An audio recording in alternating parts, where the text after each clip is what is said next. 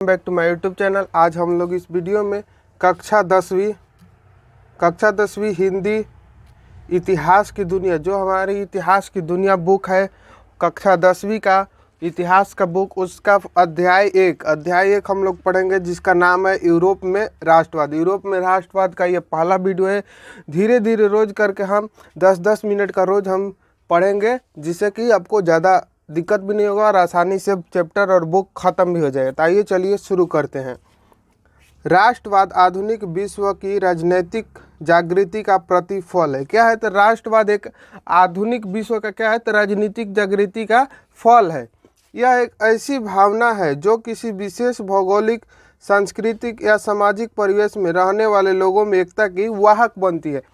कौन? तो इतिहास एक ऐसी है कि जो विशेष भौगोलिक और सांस्कृतिक सामाजिक परिवेश में रहने वाले लोगों के बीच क्या बनती है? तो एकता यानी सामाजिक का वाहक बनती है।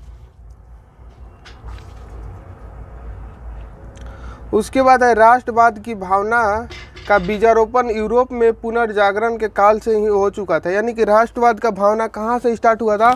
तो यूरोप से ही इसका पुनर्जागरण के काल से ही इसका बीजारोपण हो चुका था। परंतु 1789 ईस्वी की फ्रांसीसी क्रांति से यह उन्नत रूप में प्रकट हुई।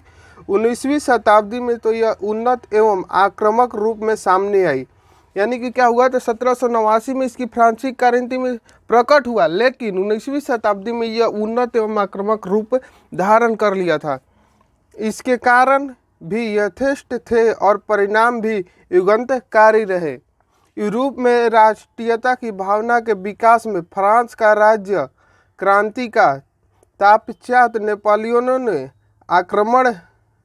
आक्रमणों ने महत्वपूर्ण योगदान दिया। नेपोलियन ने जो था इसमें बहुत ही महत्वपूर्ण योगदान दिया था।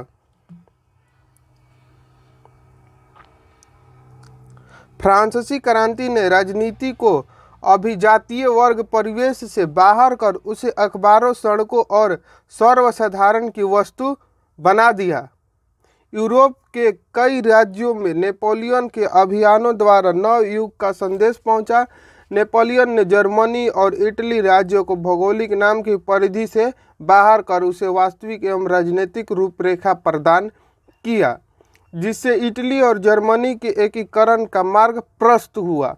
यानी कि क्या हुआ ना, नेपोलियन जो था वो जर्मनी, इटली के राज्यों में भौगोलिक नाम से क्या कर दिया? तो परिधि से उसको, अपने क्षेत्र के परिधि से उसको बाहर निकाल दिया, जिससे वास्तविक एवं राजनीति का रूपरेखा जो था वो खत्म हो गया। जर्मनी के एकीकरण के मार्ग प्रशस्त हुआ, यानी कि बंद हो गया।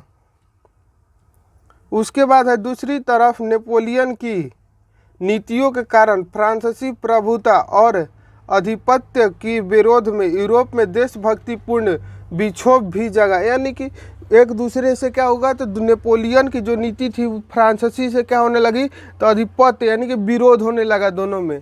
यूरोप में क्या हुआ? तो यूरोप में देशभक्तिपूर्ण विक्षोभ, यानी एक दूसरे से लड़ाई होने लगा, यानी कि एक दूसरे का क्या करना? विरोध होने लगा। नेपोलियन के पतन के बाद यूरोप की विजयी शक्तियाँ ऑस्ट्रिया की राजधानी वियना में 1815 में एकत्र हुई। यानी कि ऑस्ट्रिया की राजधानी कहाँ? वियना में 1815 में क्या हुआ? तो इकट्ठा हुए, जिनका उद्देश्य यूरोप में पुनः उसी व्यवस्था को स्थापित करना था जिसे नेपोलियन के युद्धों और विजयों ने अस्त व्यस्त कर दिया था। यानी कि जिसमें नेपोलियन के जो युद्ध थे उन्होंने अस्त व्यस्त कर दिया था, उसी को यूरोप में पुनः उसी व्यवस्था को क्या करना था? स्थापित करना था। परंतु इसमें भाग लेने वाले राजनयिक इस बात को देख सकने में असमर्थ रहे कि जनतंत्र और राष्ट्रवाद की नई शक्तियाँ राजनीति को निर्धारित करने वाले नए तत्वों के रूप में उभर रही थी। सन 1815 ईस्वी के वियना सम्मेलन की मेजबानी ऑस्ट्रिया के चांसलर मेटरनिक ने किया, कि जो घोर प्रतिक्रियावादी था। यानी मेटरनिक क्या था? चांसलर मेटरनिक वो घोर प्रतिक्रियावादी था। यानी सन 1815 में क्या हुआ था? वियना सम्मेलन कब हुआ था? सन 1815 में। यहाँ पर ये मेटरनिक है, इसका मेटरनिक यहाँ पर पिक दिया हुआ है। इस सम्मेलन में ब्रिटेन, रूस, प्रसा और ऑस्ट्रिया जैसी यूरोपीय शक्तियों ने मिलकर ऐसी व्यवस्था की जिसका मुख्य उद्देश्य यूरोप में उस शक्ति संतुलन को स्थापित करना था जिसे नेपोलियन ने युद्धों को समाप्त कर दिया था। गणतंत्र एवं प्रजातंत्र जो फ्रांस की क्रांति की देनी थी उसका विरोध करना और पुरातन व्यवस्था की पुनर्स्थापना करना मेटरनिक व्यवस्था का उद्देश्य था। पूछेगा मेटरनिक व्यवस्था का उद्देश्य क्या था?